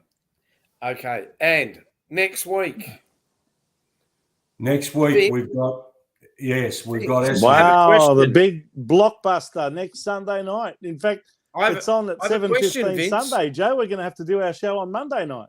But I have a question for you, Vince. Will you be going in your Essendon scarf or your Carlton hat? Or will you wear the Essendon scarf and the Carlton hat? Let me tell Tanya, you, my friend. I want Tanya to answer that question. I will be in my Carlton gear, as much Carlton gear as I can possibly wear. Let me tell you that. Don't worry about my partner Tanya. She can go in her wrestling gear if she wants to, but I just want to address this, Vince. I will definitely be in my Carlton gear. Darren Thomas says you guys seem to ignore comments of some value. Well, Darren, I'm more than happy to give you the role of looking at the comments. I get probably 3 comments a minute, and at some stages, the ones I've got to read them before I put them up. So, my friend, you are more than welcome to give me your email address, and I'll gladly make you the master of comments. But I don't know which ones I've missed. So, anyway. So next Sunday, 7:15. Why 7:15 on a Sunday night? I know. Do you know Monday's what, Joe? a public Do you know holiday. what? I understand that the club has actually written to the AFL and requested that on an annual basis that we have the Carlton Essendon game on the eve of the King's birthday game between Melbourne and Collingwood, in a similar way to what Melbourne and Richmond do on the eve of Anzac Day before the Essendon Collingwood game. So I think they're looking to make this a King's birthday eve regular fixture. Now, don't go making any plans for your long weekends, Carlton supporters, if this actually eventuates, because I think a lot of people are scratching their heads at this fixture on a Sunday night, to be honest. Well, it suits me because it's on at 4:00 on a Sunday afternoon, so I've got nothing better to do. Yeah, but who cares about you, Joe? We're talking about the majority of fans here in Melbourne who are Carlton supporters who probably want to get away for the long weekend. Well, buggy is. Anyway. Go to the football, you weak pricks like Melbourne supporters. Anyway, we'll see whether it eventuates or not as a regular fixture. But anyway, I personally don't like it. I think Carlton Essendon game should be more like a Friday night or a Sunday afternoon, or even a Saturday afternoon. God forbid. Yeah, I agree. So, tips. Oh no, not tips. Who's in and who's out? Well, changes for this week. Who would you bring in and who would you bring out? Is Silvani injured? I saw him come off at halftime with a hip injury. Yeah, I'd say he's going to be very doubtful. Very doubtful. I think he'll be doubtful as well. But there's a number of players of which I think should be dropped. One of them's McGovern. The other one is Owie. Their contribution was terrible. And I'd be starting to throw the side around a bit and make some changes so that we can actually hang our hat on something rather than just the same old. I think Pitnet, was he a late withdrawal? Nah, 4 weeks for Pitnet with his broken hand. 4 weeks. All right, so we're going to have. You're going to have the conning. You're going to have the conning backed up by probably Lewis Young in the ruck, because Silvani's probably going to be out too, injured. So he's not going to be relief ruckman anymore. Yeah, well, I'd start Lewis Young at full forward, and I'd put Charlie behind the ball. I'd throw him up back and have De Conning and Young changing at full forward in the ruck. Yeah, now, I'd have Harry up the ground a bit further. Can I ask you this, Brownie? We're talking about changes to the team. Just say yes or no as to whether you think that they should retain their spot in the team. Yep. Well, we mentioned Jack Silvani probably is going to be injured. So Matt Owies, you said after 5 possessions on the weekend, no? Gone. Paddy Dow, 9 possessions in less than a half. I'd give him another couple of weeks. Lockie O'Brien, 9 possessions in the whole game. Chincotta, 10 possessions, 6 kicks and 4 hand passes for the game. Yeah, I'd give him another game. Absolutely. Straight off the back line. Jordan Boyd, who basically plays like a back pocket. He got 8 kicks and a hand pass and laid 3 tackles. Yeah, I'd keep him in. Persist with these young blokes? Yep. What about 19-year-old Jesse Motlop? 11 possessions, 1 point. I've got a problem with. I'm conflicted with this one. I just don't think he's quick enough, and I just don't. I think that some of his decision making is poor. So I would actually, I'd drop him. Yeah, I also hear from a lot of our former Mosquito fleet when I talk to them, people like Alex Marcoux, Vinny Katoja, etc. They've got an issue with Motlop as well. They just feel that he flies for marks when he shouldn't be flying for them. Yep. He should be racing past these marking contests at speed so that he can break through the packs or the tackles or whatever that might be coming his way and run into open goals, but he just doesn't seem to do it. Absolutely. I don't know what they're teaching him up forward as a forwards coach, but none of our small forwards seem to hit the packs at speed. No. Anyway, what about, obviously Lewis Young you're going to keep. What about Zach Fisher? 14 possessions and one pretty fortunate goal that looked like a real wobbler off the boot in the last quarter. I'd keep him on the bench, but only as an impact player and bring him on in short bursts, only because we're short. Yep. Matthew Cottrell had a bit of a stinker, if you ask me. No, he's worth keeping. Okay. I thought he had a pretty poor game. Myself, he turned the ball over a few times. No, he's worth keeping. Made some pretty ordinary decisions. Obviously, Sam Walsh, 22 possessions. Mind you, 8 kicks and 14 hand passes. You know, his numbers are, really quite disappointing compared to last year. What about Sard? 14 possessions off the half-back line and back pocket. I told you before I'd play him up the ground. I think the sides now have got him worked out. Charlie Curnow, you suggested to put down back. DeConning in the ruck. Back. What about Matthew Kennedy? Keep him in the midfield? Absolutely. Cripps, do you rest him or do you keep playing him injured? Because I don't think there's any question that he's injured. I would have liked to have rested him bloody 2 weeks ago and managed him. But I look, to be perfectly honest with you, I'd play him up forward. I wouldn't actually put him in the middle. I think he's too slow now. I think his defensive game is terrible. And I think he's just got to reinvent himself as a footballer. At 6'3", he's got to start taking some contested marks at centre half forward, maybe. And if you're going to take Charlie Curnow out of there and play him in defence, maybe you try Cripps up there to take a few marks and kick some goals. At least provide a contest. Yeah, because even in the middle, he's getting far more hand passes than kicks. I mean, he's not really getting a lot of metres gained from the middle, if you know what I mean. I've got a massive question mark over him. I know he's got a back problem, and it was really debilitating. I'm a little bit concerned that maybe that's the reason why he's not kicking. Maybe. Because obviously there's been opportunities where he could have kicked and he hasn't. So, well, if you recall, 2 years ago, they finally came out and admitted that he had some splints or something like that in his back, some fractures in his back, and that would have been debilitating for the poor guy. I mean, I do have a lot of sympathy for Cripps. He takes a heck of a lot of punishment, and I think Mark McClure made the point in the media a couple of weeks ago that we don't do enough to protect him in the middle of the ground. Wiedering's return to form there, 16 possessions. Still makes fundamental silly mistakes in all of his experience. He should be amongst our elite backmen. I'll keep him purely and simply because we'll need a bigger body down there with the clash against Essendon. But he should be playing more like a Dylan Grimes for Richmond at the moment, but he's just not really at that level still, is he? No.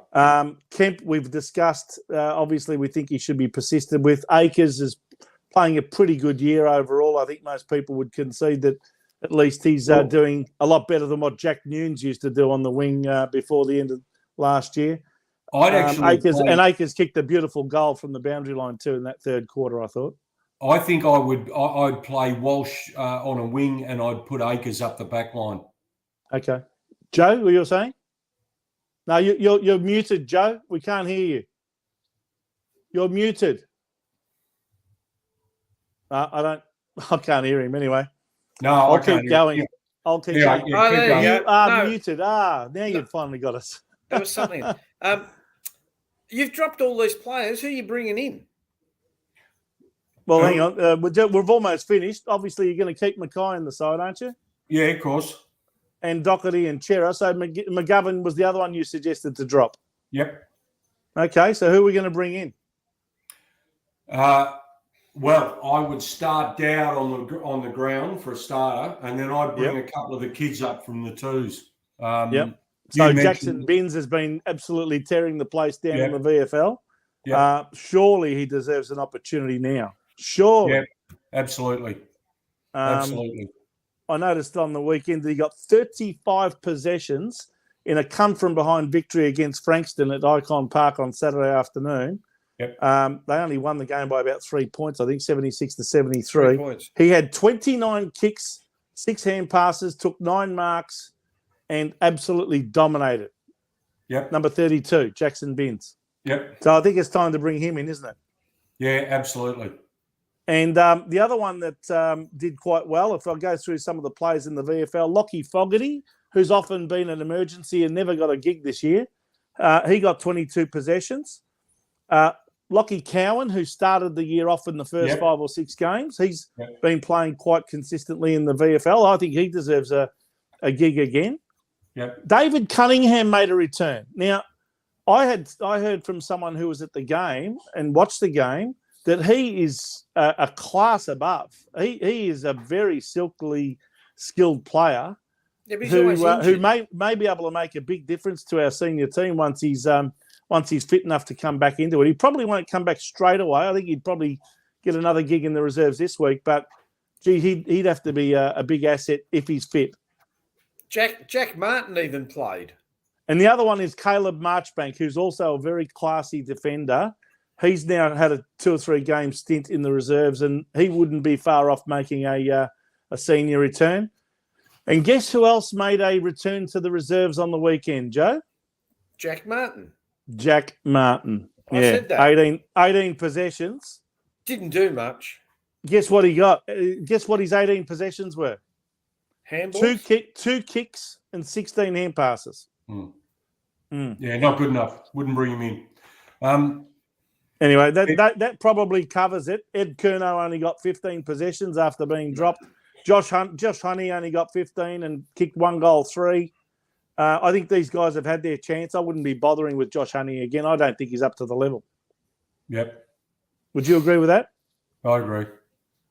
And I think there's a couple of others there like Dominic Aquay and I think it's Harry Lemmy who just are not getting enough of the ball at VFL level to even be discussed for senior selection.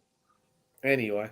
That's it, Joe. So there's the players that you can bring in. There's quite a few of them that are queuing up to get an opportunity, Joe. So really over the next couple of weeks, we play Essendon this week and then Gold Coast before we have a bye. Why not throw the magnets around the board and start making some of these inconsistent, disappointing senior players who have been left in the side all year, get them out. It seems to be harder to get these players out of the side than players getting an opportunity to get into it. So the I've got some news for you, too. Vince, on that. What's that? It hasn't changed in 40-odd years, so... yeah, that'd be right. Anyway, look, guys, I'll give you my tip for next week. Righto. All right. And this is going to shock the hell out of everybody. I'm going Carlton by 12 points. Oh, dear me. Okay. Is that on the basis that they make the selection decisions that you're suggesting? Or absolutely. Even if they don't do any of this, you're still going to tip Carlton regardless of what they do at the selection table? I'm still going to go with them. Yep. Joe? Do you want my tip? Do you want my tip? Yeah, go, Vince. Is Tanya watching? I don't care how logical it is that Carlton should lose this game. I will never, ever tip Essendon above Carlton, I'm telling you. I couldn't care less if they were on top of the ladder unbeaten with a percentage of 17,000 and we were on the bottom, winless with a percentage of 10. I will never tip Essendon above Carlton. So I'm going to go for Carlton by 1 point. Tanya, did you hear that? I just want Tanya to know. Did. Yeah. Jeez. So where's the leaderboard? Can I tell you, Brownie, can I tell you a little, before you put up the leaderboard, can I tell you a little story? Here you go. When I was president of the Carltonians, we had a very good, respectful relationship with our rival coterie, the Essendonians, and we were clearly the two best coteries in the AFL. And we had this little arrangement, shall we say, where whoever won on a particular day, let's just say it was a Carlton versus Essendon game, like the one that's coming up this week. If Essendon happened to win the game, the next time we played, whether it was a Carlton home match or an Essendon home match, it didn't matter. I had to wear the Essendonians tie to the next game. And conversely, if Carlton won the game, well, then the president of the Essendonians had to wear the Carltonians tie at the next game. And if it was a double up, so let's just say I had to wear the Essendonians tie because Essendon beat us. If they beat us another time, so in other words, if they had consecutive wins against us, guess what I had to do the following time? Scarf? No. I had to get up on the microphone and sing the Essendon Club song. So, I'm with you, Vince. It's amazing. It's amazing how often the results used to chop and change. I think it might have happened once where I had to sing the Essendon Football Club theme song, and we had a lot of fun with it. It was really good fun. It even made the Herald Sun. They talked about it one day in that Footy Confidential section. But anyway, all a bit of fun. Can't tip Essendon. Anyway, the leaderboard. Are you going for Carlton as well, Joe? Yeah. Sorry, that should read. Hang on. There's a protest. You've done it again, Joe. I haven't told you this afternoon. What have I got to do to put my score up properly? I said everyone's on 6. That should be 6 all. Well, you've got me as 5. I said, there's an error. Jake. Oh, dear. Look, that should be 6 all. And Joe, what's your tip for the weekend? Is it going to be Essendon or is it going to Carlton? I can't. So, in other words, whether we win or lose, we're still all going to be on the same score at the end of next week. So, anyway, we'll see if we're all on 6 or all on 7. Okay, can I make just one closing comment? Because I know you're going to kick me out in a minute. But I from the point of view of the Carlton football side, and to all of our viewers and our supporters out there, listen, don't lose heart. I'm sure with the amount of passionate support that we have from shows like this, they might start listening to us. And if they do, we can only go up. We can't go down. Yeah. All right? No doubt it. And I want to see them make some changes. I want to see them change the side. I want to see them make personnel changes that they need to make. And I also want to see the Carlton Football Club get to where it should be, which is back in the top 8 of this competition. So, for everybody that's out there, don't lose heart. Yep. We'll still be there. That's a good message, Brownie. Well, I'm with Darren. We will win. Vibe is changing. Balls on the line. Can I mention something? I looked at that Essendon North Melbourne game today, and North Melbourne just proved that Essendon is gettable. And if we turn up with the same sort of enthusiasm and zest for the contest that North Melbourne showed today, we can knock Essendon off next Sunday night. Make no mistake. But we've got to start playing with more dare and more courage and more confidence and take them on. Take on the game, for goodness sake. Playing safe is just getting killed halfway across the road. Well, stop doing that. North actually were able to gain some ascendancy by actually controlling the middle of the ground. So Essendon weren't that flash at being able to defend the middle of the ground. Anyway, guys. All right, then, Pete. Hey, listen, we'd like to thank you for your contribution. And we'll see you next Monday. Okay. 7:30. I think that should be okay. See you, Brownie. But, yeah. No problem. Okay, 7:30 on Monday on the public holiday. Yes, Enjoy your week overseas, Joe. Vince, I'll probably be talking to you in the next couple of days. To our listeners and viewers, bye-bye. Good on you, Cheers, Brownie. Brownie. Fantastic. See you, mate. Don't What worry. a fantastic breath of fresh air I've- he's been. I fixed it up for you, Vince. Anyway, Thanks, Joey. I was just having a crack at you because I felt like it. I did fix it, and I'm thinking, anyway. Now's the time for a bit of frivolity. Mm-hmm.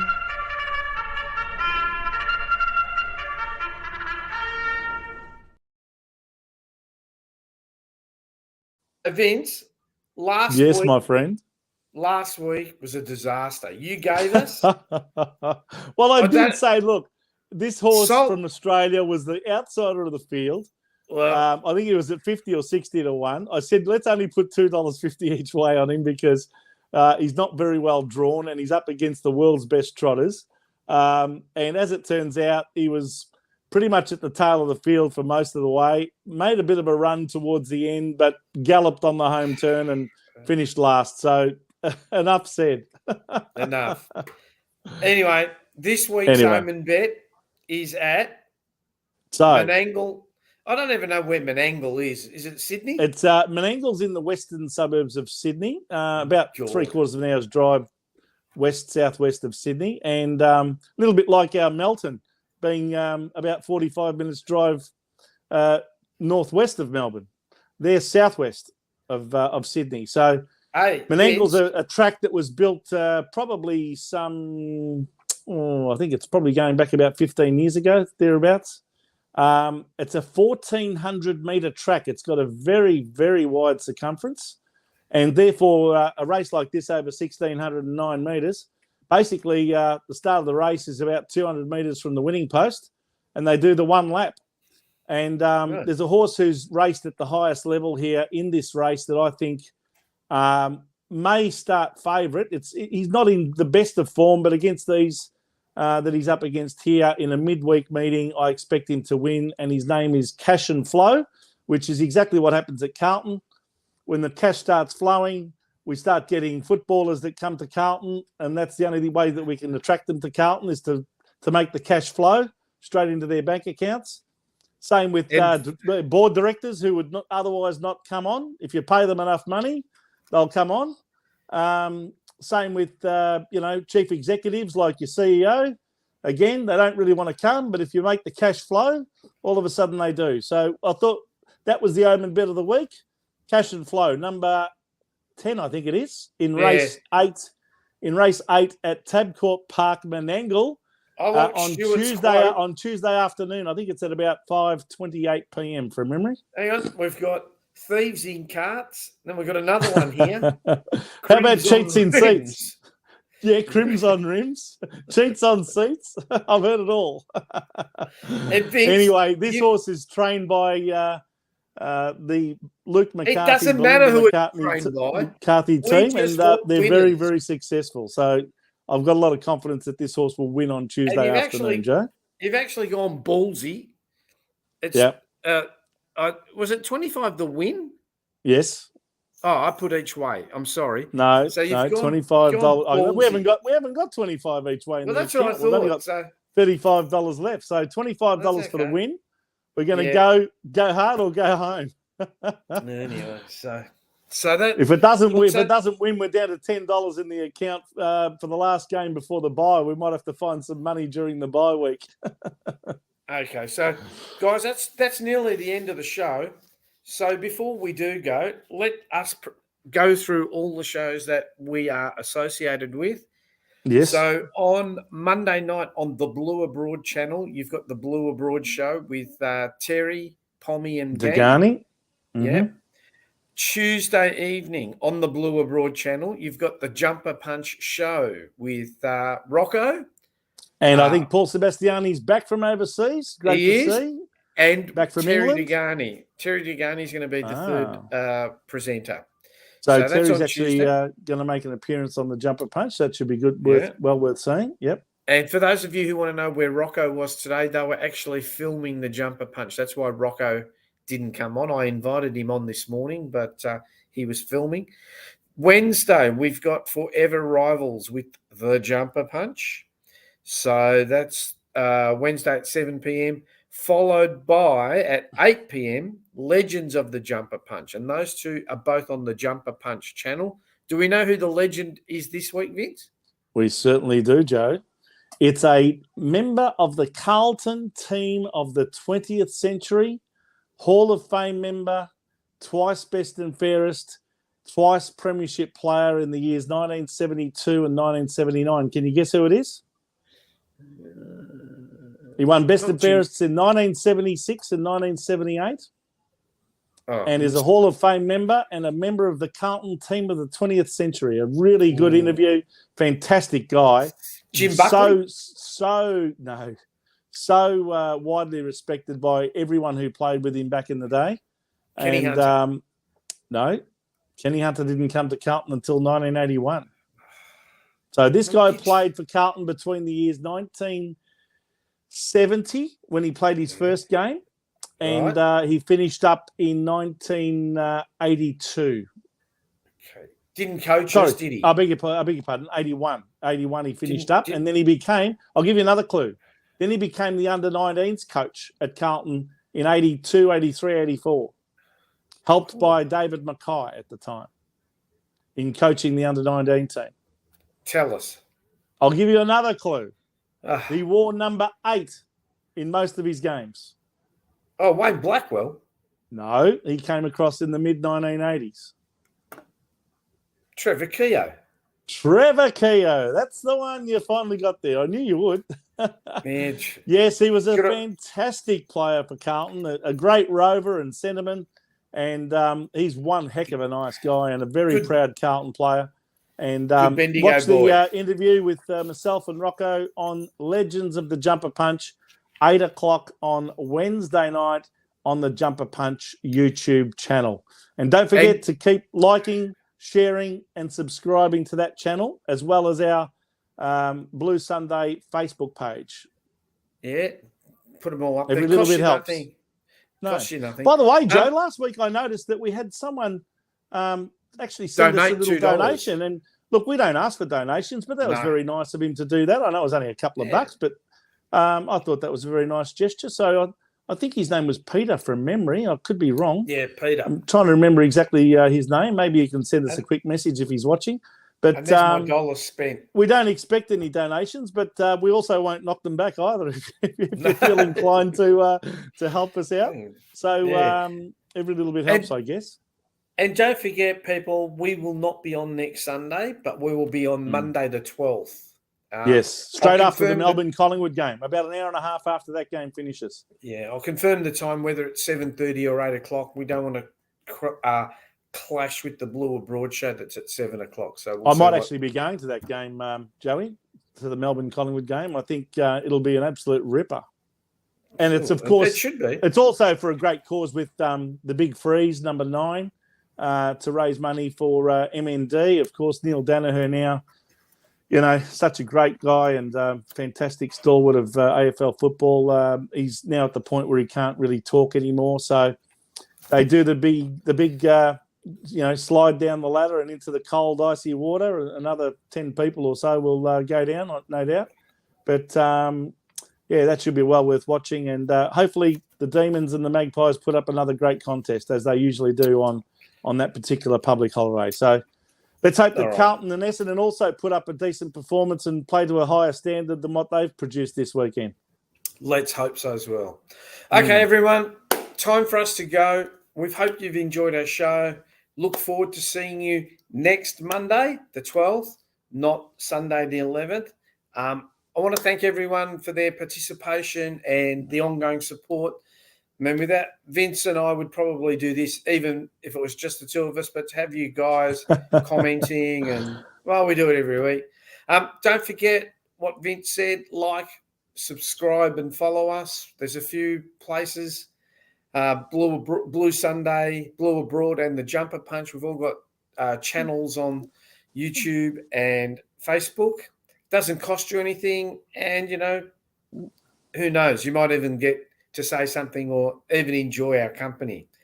So on that note, it's going to be a good night from me. And Vince, would you like to give a farewell cheerio before we head off? Why not? Yes, good evening, everyone. Hope you've enjoyed the show. Remember, it doesn't matter whether we're feeling positive or negative about everything. We're all still here for the Carlton Football Club and we all love it to death, and that's the reason why we continue to turn up week after week and support the boys. So keep remembering to cheer on the team next Sunday night as we finish off the show, Joe, as usual, by saying... And let's go Blues. Let's hope we go Blues. smash Essendon, eh? Go Blues.